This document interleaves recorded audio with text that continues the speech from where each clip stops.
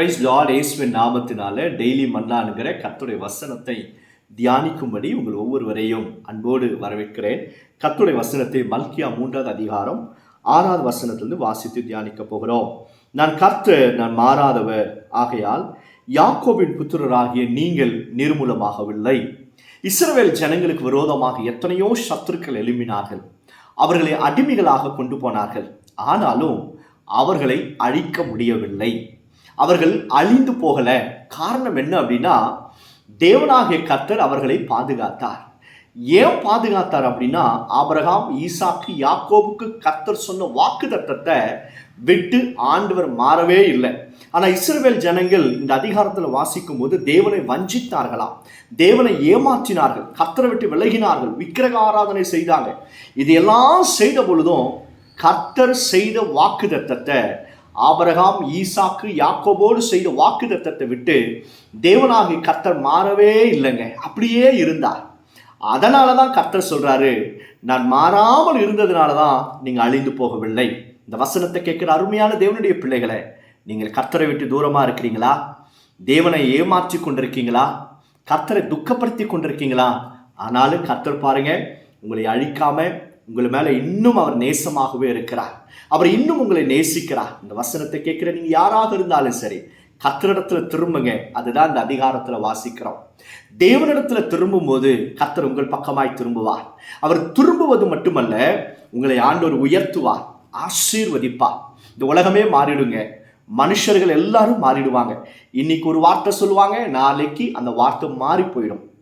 எல்லா சூழ்நிலைகள் மாறும், அதிகாரிகள் மாறுவார்கள், ராஜ்யங்கள் மாறும், ராஜாக்கள் மாறுவாங்க, எல்லாம் மாறிடும். ஆனால் இந்த ஆண்டவராக இயேசு கிறிஸ்து மாறவே மாட்டார். அவர் உங்களை எப்படி நேசிக்கிறாரோ அதே போல நேசத்தை கடைசி வரைக்கும் காண்பிப்பார். நீங்கள் தப்பு செய்யும் போது கர்த்தர் உங்களை சிட்சித்து திருத்துவார். நீங்கள் பேதுருடைய காரியத்தை வாசித்து பாருங்களேன்.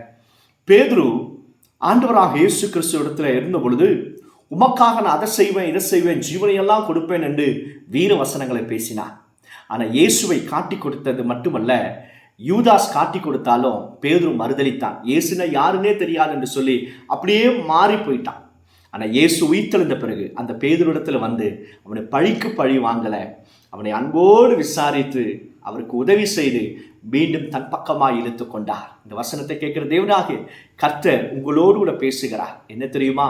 நீ மாறினாலும் நான் மாற மாட்டேன், நீ என்னை விட்டு விலகினாலும் நான் உன்னை விட்டு விலகவே மாட்டேன் என்று கர்த்தர் சொல்லுகிறார்.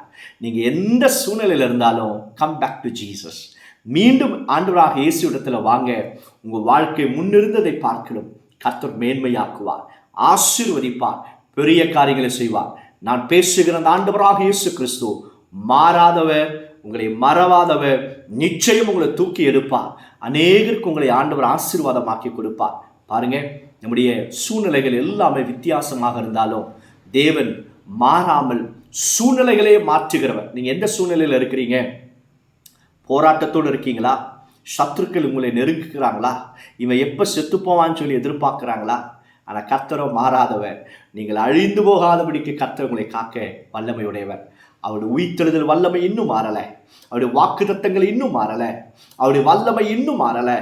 இயேசு கிறிஸ்து நாமத்திற்குள்ளாக இருக்கிற அதிகாரம் இன்னும் மாறலை. அவர் உயிர்த்தெழுதல் வல்லமை இன்றைக்கும் கிரியை செய்கிறது, மாறாதபடிக்கு. அவர் மாறாதவர். நிச்சயம் நம்ம வாழ்க்கையில பெரிய காரியங்களை செய்வார். பயப்படாதீங்க. ஷீரர், காட் இஸ் வித் யூ. ஜோமன்லாபா. பரலோக பிதாவே, இந்த வசனத்தை கேட்கிற அருமையான தேவனுடைய பிள்ளைகளை இயேசுவின் நாமத்தினாலும் பக்கமாய் திருப்புவீராக. வேதனையோடு ஏதோ ஒரு சஞ்சலத்தினாலும் உடைய பிள்ளைகள் அவிசுவாசத்தில் மூழ்கி தூரமாய் போயிருந்தாலும் ஆண்டவரே, உடைய பக்கமாய் திரும்ப கிருபை கொடுங்கப்பா. உடைய பிள்ளைகளை ஆசீர்வதிங்க, தேவைகள் எல்லாவற்றையும் சந்திங்கப்பா. உடைய பிள்ளைகளுடைய முகத்தை பிரகாசிக்க செய்யும். இயேசு மூலம் ஜெபிக்கிறோம் பிதாவே. ஆமென், ஆமென். God bless you. God bless you all.